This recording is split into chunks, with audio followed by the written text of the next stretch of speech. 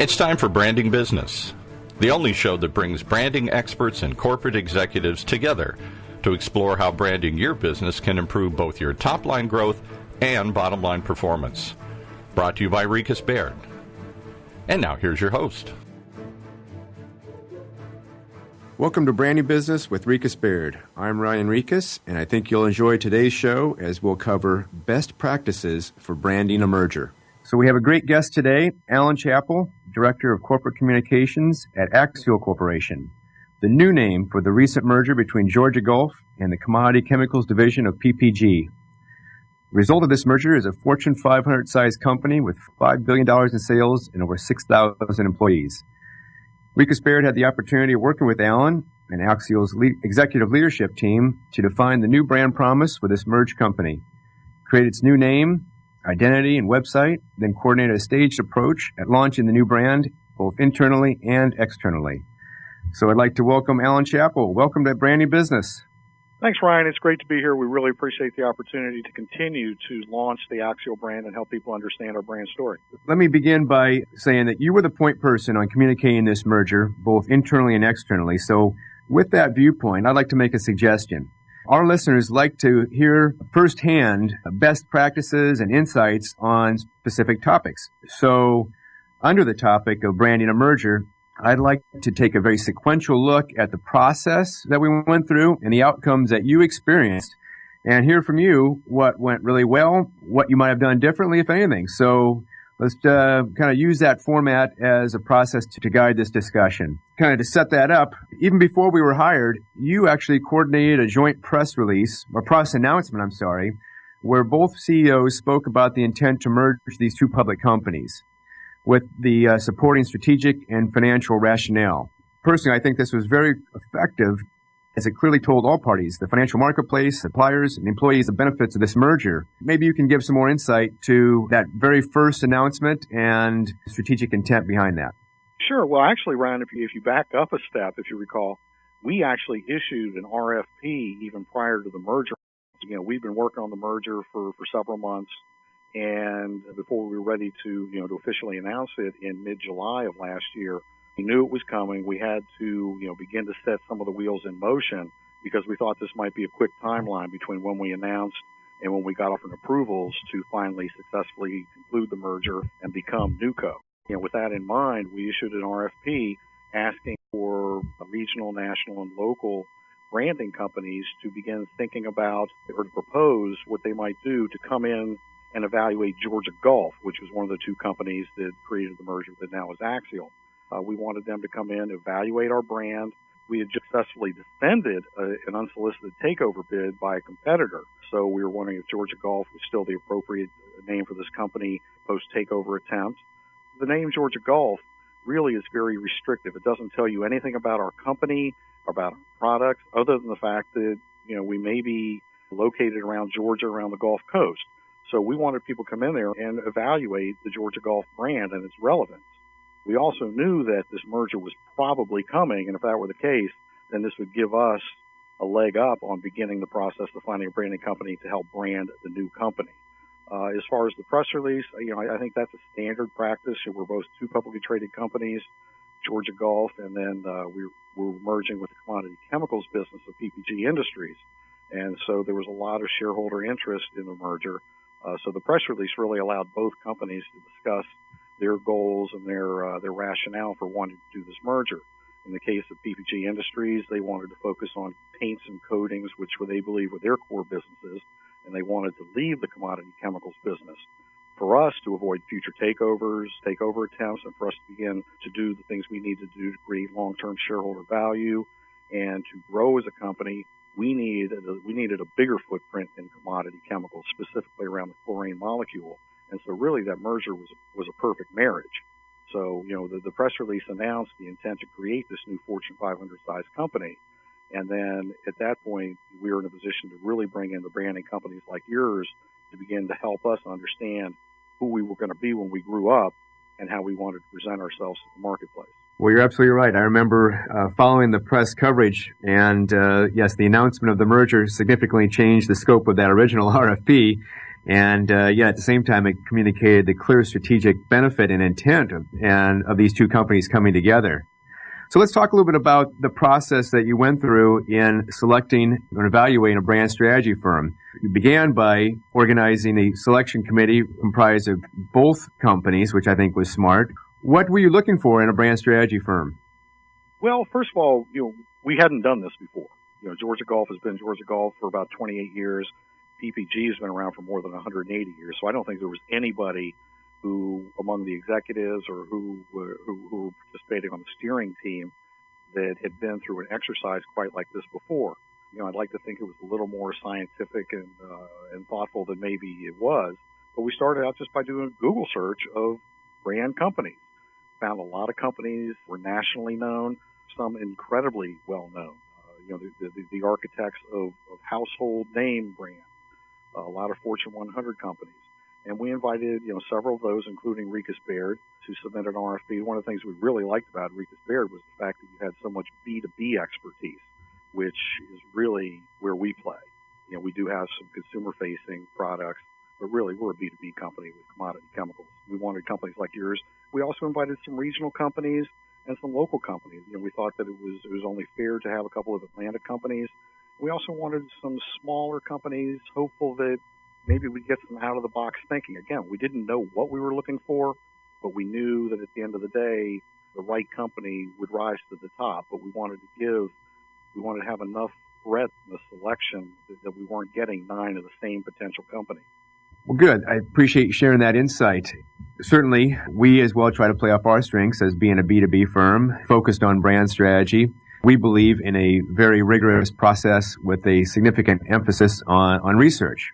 Before we get into any type of positioning, we like to do both quantitative and qualitative research, looking at all the different audiences as well as the competitive factors, and really evaluate how the brands are being perceived today, where we build upon these existing strengths, but also evaluate where the brand can go, where the future potential lies.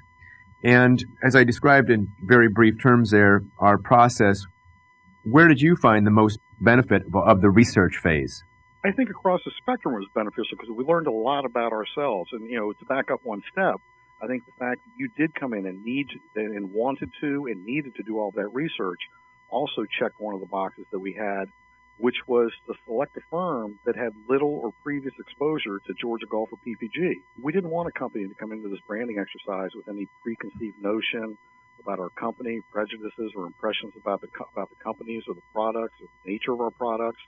And so the fact that you needed to and wanted to come in and do all of this research, both with employees to understand the culture at both companies, executives and competing companies, some of our customers and suppliers, to what you call thought leaders or influencers, people who were trade association executives, even some of the Wall Street analysts who follow us. I think it gave us a more robust understanding of what we bring to the table currently, what the opportunities are, what some of the weaknesses are that we need to be cognizant of and address. And I think it just gave us a much richer understanding of where we really could and should play as NewCo, as this new Fortune 500 company that was going to come out of the box as an integrated chemicals and building products leader. I think it really helped us get a fuller understanding as we go through the branding exercise, how we want to position ourselves so we have the right story to tell. I think the greatest benefit for us was the ability to talk to those analysts and get a much bigger and broader perspective of the industry and what this new promise might be as it relates to this specific industry and to shareholders in the future. And so as we went through the process, if you remember, we presented all these findings to the brand steering committee and the executive team. And specifically with the executive team, we wanted to spend time with them and really understand where they wanted to take the business in the future, because we're building a brand for the future, but yet we also need to understand what the past perceptions might be to understand that gap. By focusing on the future, we're also able to spend time with the executive team and really look to a process where we call development of core statements, and that is looking at the future purpose, vision, and mission for the organization, developing a clear path for the future and a way to communicate that internally throughout these 6,000 employees and really these two companies coming together and giving these two organizations, one united culture to move the business forward. So that was a critical step. Yet with all that work we did, we were able to clearly identify a value proposition for the new company, and that became the basis for the strategic naming brief. And we developed that process of clarifying what the brand will stand for, and then could possibly the name demonstrate that. And as we go through that process, especially with a merged company, there are a few different ways you can go about it. You can combine both names together for a certain period and then drop one after a while, or you can eliminate one right at the beginning, or a combination of the two names, or develop a new name. And as you mentioned at the very beginning, it was the desire of management to come up with a new name. Naming is one of the most difficult projects we encounter, actually, because it's very emotional. And you have to trust the process, because the process will ultimately deliver a variety of great names, but they all have to be on strategy, and they also have to be legally available. I'd like to just take a moment and compliment you and your executive team in trusting this process that we utilize. We've done this many, many times. If followed properly, and if you don't get too emotionally attached to one name too early, you end up with a number of good candidates, and that was the case of Axiall as well. So maybe you can comment a little bit, not only about the process, maybe some of the criteria, but also give our listeners an idea of how you ended up with the selected name Axiall. Sure. When we first started this, we had a few guidelines from the executive team, and they did a great job of coming into this with a very open mind, but they also had some ground rules. They didn't know what they wanted, but they knew what they didn't want, or what some of the limitations should be, or some of the things we had to strive for. And among them were, the name had to mean something. This couldn't be a made-up name or a contrived name. We wanted something that in some way talked about the importance of our products, or the nature of our company, or our strategic vision, rather than some generic name such as Century, or contrived name like Altria, which has come to be a smokescreen for the tobacco industry, or a Haagen-Dazs, which today is synonymous with high-end ice cream, but it's a made-up name and has really cost them millions and millions of dollars to give traction to that name and care and feeding. So it had to be a real name, or it had to be something rooted in a real word. Second, it had to be succinct. Our CEO initially said 2 syllables. Well, Axiall ended up being 3, but I think succinct was goal there, and I think we met that. We also had to be flexible. We wanted something that would not be limiting either by geography or by industry-specific sort of a name. We wanted something that had the flexibility to grow with us and evolve with us as we went down various strategic paths over the years. We didn't want to have to come back and do this in 3 to 5 years. We wanted something that was going to be long-lasting and just as meaningful 20 years from now as it is today. So those are really some of the criteria that we had going in.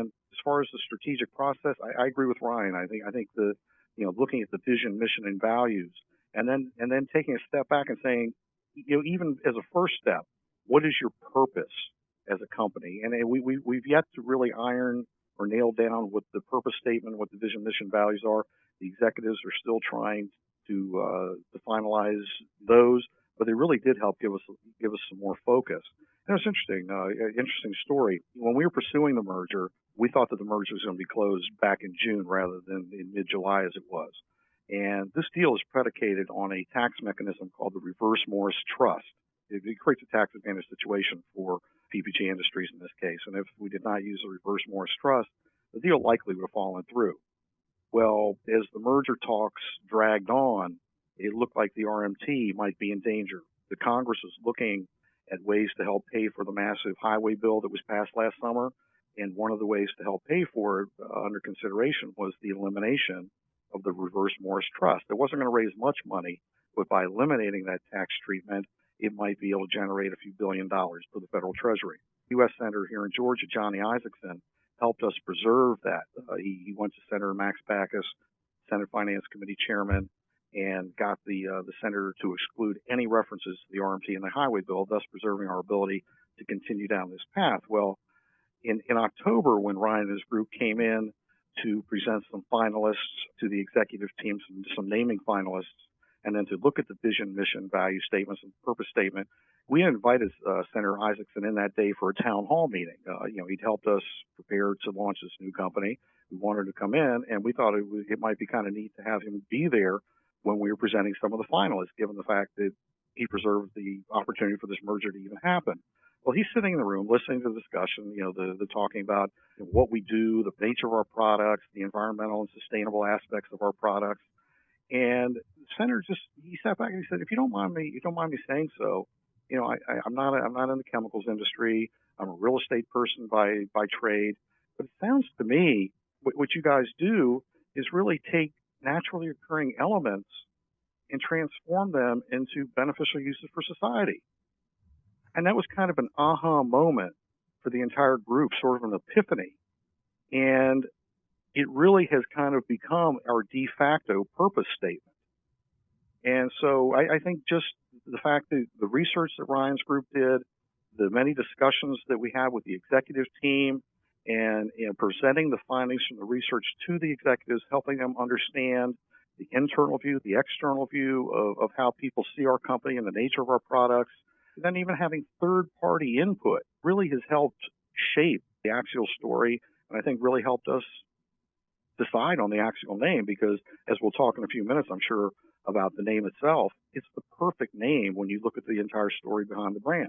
You're exactly right, Alan. It is a collective process, and I think purpose is a critical component, and the placeholder is improving life through Earth's natural elements. It's a beautiful story. It's a big idea, and certainly much bigger than a chemicals company. So, hey, maybe you can transition right into the Axiall name right now. Well, I think the thing we liked about the Axiall name was, and again, when we went into this, one of the first things we had to have the executives understand was be open-minded, because when you just hear the Axiall name, your first reaction is, huh? How'd you come up with that? Well, when you step back and you look at the research and you look at the importance of what the merger does for the new company in terms of vertical integration of our products through the chain, taking the commodity chemicals and then turning them into final building products. When you look at the expansion of our product lines across the chlor-alkali chain and a horizontal integration, that's where you come up with the X in Axiall. The X symbolizes vertical integration, the horizontal integration. Looking at the word as a whole, at Axiall, it fulfills that demand that is based on a real word, that is rooted in something that belongs in our industry. If you look at Axiall in our industry, granted, it's only spelled with one L as opposed to ours with two, but we have axial bonds and axial flows in chemistry. On the construction side of our business, words like axial planes and axial orientation are familiar to architects and people in the construction trade. So it's a name that is at home in our business. Again, getting back to, you've got the X for the vertical and horizontal integration. It was the inspiration for our new tagline, the X symbolizing the intersection of chemistry and progress. All right. So now that we have a name, we have a logo, got a tagline, been approved by the executive team and the board. Now we can begin the process of rolling that out internally and externally. And with a company your size, 6,000 employees, I'm sure a lot of planning and organization went into that process. And I know we were very, very involved in it. For example, starting the website months before we even had a name, building out the plan of how to launch this. Maybe you could spend a little bit about the process you went through of launching the brand, because I'm sure everybody wanted to hear this new name and be up to speed on it. But that's also very dangerous. You got to take a very orchestrated approach to that. So maybe you could speak a little bit to launching the brand. It was exciting and it was challenging all at the same time. You're right, Ryan. I mean, there were some people who knew the name back in December. We had not gotten board approval, so we couldn't begin talking about the name. We didn't have a logo yet, actually. There was very little we could do in terms of publicizing because it was not complete, nor did we have final sign-off from legal that it was actually a marketable name, that we could get ownership. In fact, there was a company in the United Kingdom in a totally different sector that had the same name. And so we had to figure out, could we actually go forward with Axiall? At the same time, there are also a lot of reasons behind the scenes why people needed the name, they needed the logo, whether it was for changing email addresses or for regulatory reasons, some regulatory forms, SAP systems. Customers and vendors needed to have the logo so we could do invoicing on day one. There were a whole host of reasons why for weeks and weeks and weeks people wanted the logo. And there for a while, I do corporate communications. And instead, I think I was getting the reputation of being the head of no communications. We had to carefully manage this thing because we wanted to have as powerful a launch as we possibly could. We eventually became Axiall on January 28th, but we announced the name on January 14th. We used the approval by the board of directors and by Georgia Gulf shareholders to move forward with the merger as an opportunity to socialize the name. We announced the fact that shareholders had approved the name. The new company going forward would be Axiall. That gave us an opportunity to do a soft launch of the external website to begin to tell the brand story. We debated for a number of weeks, both internally and with RiechesBaird, about the pros and cons of doing a multi-phase launch or a hard launch the day that you go live. Ultimately, I think factors outside of our control dictated that we do the soft launch or do a two-pronged launch because of the internal need to have access to the name and the logo. In fact, we even had some people at one of our chemical facilities who were doing trademark searches weeks before the name was launched, and Axiall was already available on trademark websites. So, it was slowly beginning to slip out. I think the good thing was that having the two-pronged launch was we got to socialize it in mid-January, begin to tell the story on our terms, help people understand what we wanted them to understand. Then 2 weeks later, when Axiall really was launched, when the merger was closed, we were able to come back, retell the story, re-emphasize it, because it's a complicated story. You can't appreciate Axiall and the meaning behind the name unless you really understand the intersection of chemistry and progress, unless you understand the vertical and horizontal integration aspect. The two L's form the foundation of the logo, symbolizing two equally strong companies coming together, form the solid foundation of Axiall. We had to be able to tell that story, and I think it needed to be told a couple of times. So actually, I think the way it rolled out was pretty good. The people here love the name. Externally, we're getting a lot of congratulations on the name. The day we launched, someone from the U.S. Chamber of Commerce called me and said it was a great website, it was a great story. I think the fact that we spent so much time and so much effort making sure that people understood the entire story really gave it relevance, gave it traction, and I think made the acceptance a lot stronger than it otherwise might be. And it's gotten to the point now where our employees have gone to the RiechesBaird website, look at ways that the logo might be used.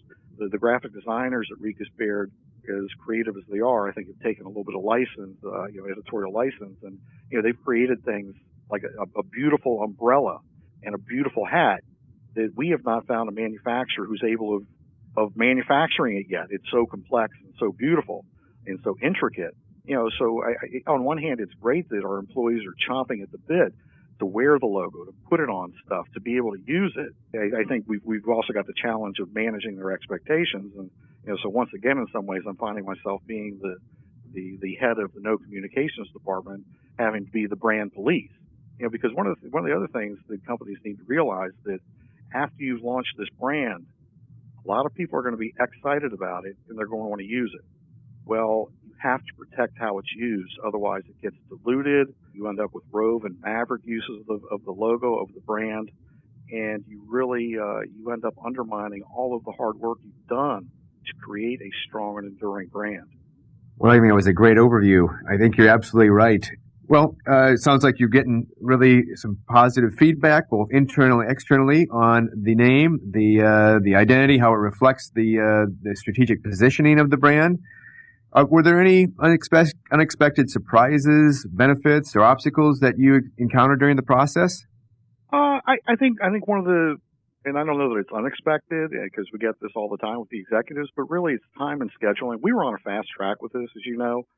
And the ability to get all of the executives in a room or on a phone to do a presentation and to walk through either your findings from the research or your recommendations for the name, it was the proverbial herding of cats. At the same time, we benefited from having a CEO who really made this a priority, and that's crucial. If you don't have somebody at the very top who's going to demand that everybody else on the executive team give this the time that's needed, give this the open-mindedness that's required, you're not going to do this, or it's not going to be successful. I think the other surprise was, as I mentioned, was just the urgency that people seem to have around needing the logo, needing the name. And even though the urgency was in some cases exaggerated, I think what that pointed to was the fact that this was something people were dying to get their hands on. People were excited about this.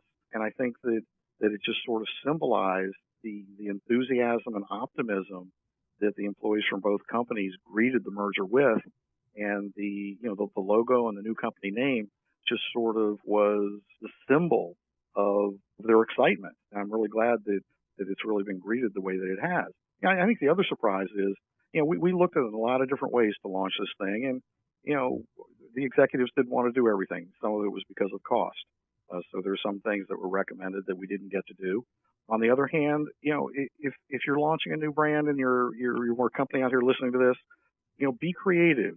Be willing to think out of the box. Look at other alternatives for getting your name out there. We were able to persuade the New York Stock Exchange to let us ring the closing bell earlier this month. Well, it turned out it was the closing bell on March 5th. That was the day that the Dow Jones crossed 14,000 for the first time ever. So, we were on the news in every community around the country that did a nightly business report. We were even on Jon Stewart's Daily Show that night. So you just never know where your name's going to show up, how your brand's going to be seen. But the key is you got to get it out there. You got to help people understand what it means, make it relevant, give it the proper care and feeding it deserves, and internal and external audiences really be excited about it and will support it. Well, you certainly pulled off a great feat by doing the closing bell, so congratulations on that.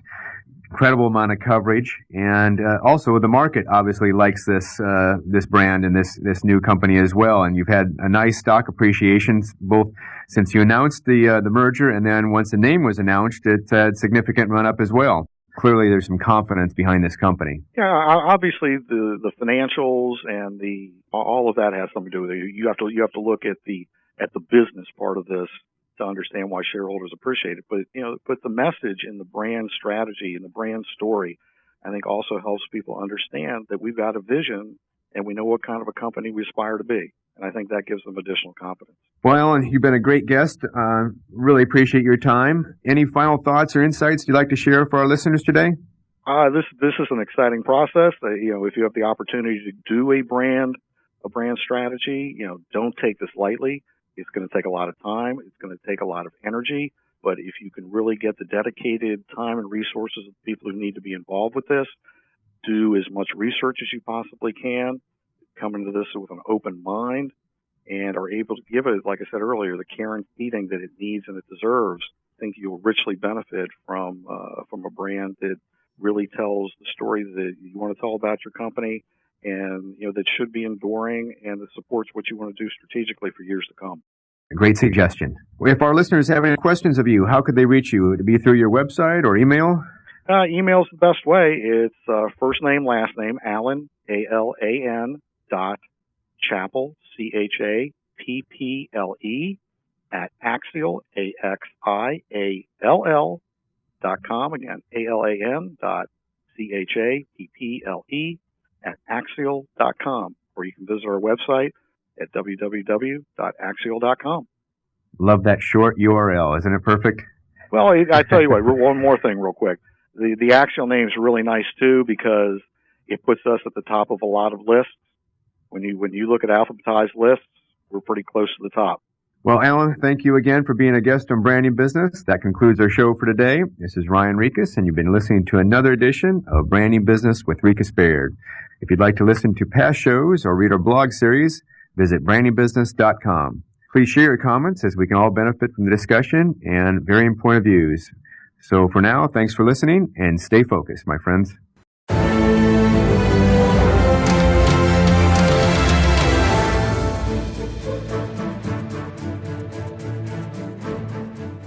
You've been listening to Branding Business, the only show that brings branding experts and corporate executives together to explore how branding your business can improve both your top-line growth and bottom-line performance.